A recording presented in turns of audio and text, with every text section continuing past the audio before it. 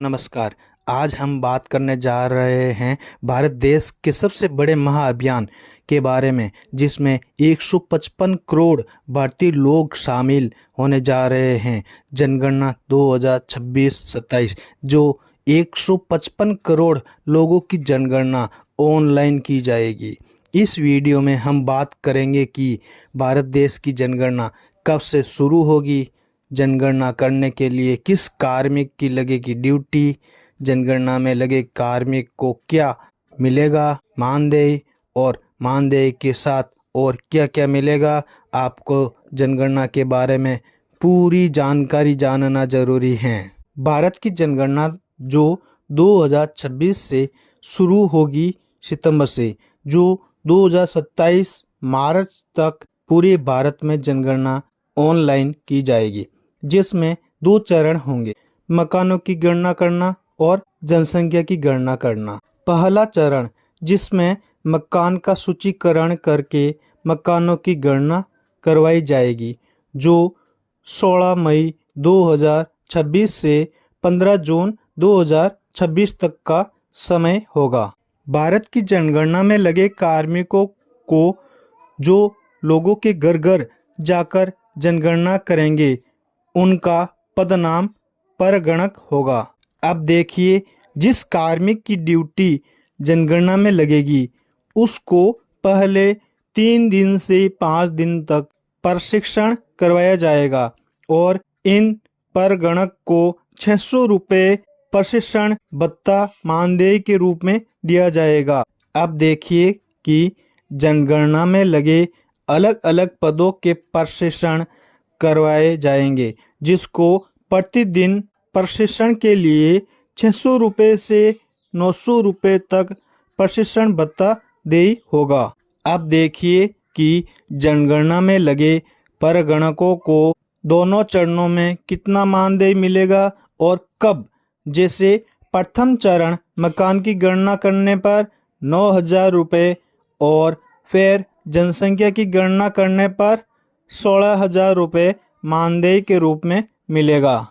और ये मानदेय कब मिलेगा?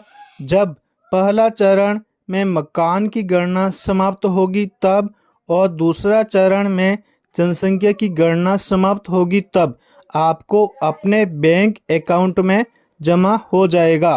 भारत सरकार का सबसे अच्छा कदम यह है कि भारत की जनगणना ऑनलाइन करवाई जाए।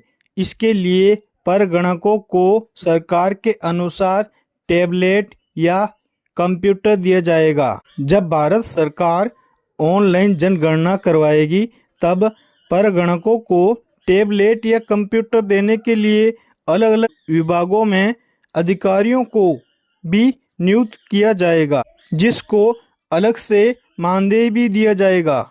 जनगणना का पहला चरण मकान सूचीकरण समाप्त होने के बाद दूसरा चरण जनसंख्या की गणना शुरू होगी, जिसमें परगणकों को आवंटित लक्ष्य निर्धारित समय सीमा में पूरा करना जरूरी है।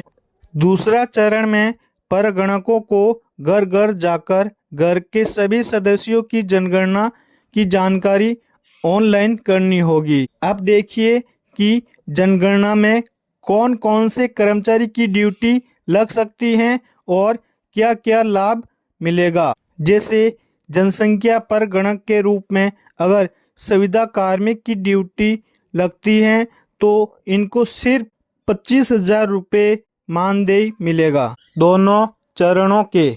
लेकिन जनगणना में स्थायी कार्मिक की परगणक के रूप में ड्यूटी लगती हैं, जैसे अध्यापक, वरिष्ठ अध्यापक, लेक्चरर या एलडीसी आदि कर्मचारी, जो इनको 25,000 रुपये मानदेय और 5 पीएल का लाभ मिलेगा, जो एक पीएल 2,000 रुपये से 4,000 रुपये तक की होती हैं, जो स्थायी कार्मिक को मिलती हैं। यह पीएल का नियम भारत सरकार की गाइडलाइन के अनुसार हैं।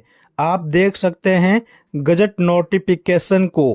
दोस्तों, अगर आपको भारत सरकार की इस जानकारी से कोई डाउट हो तो डिस्क्रिप्शन में कॉन्टैक्ट नंबर दे रखे हैं, मेरे से कॉन्टैक्ट कर सकते हैं। मैं रामनिवास सोनी, आपका दिन शुभ हो।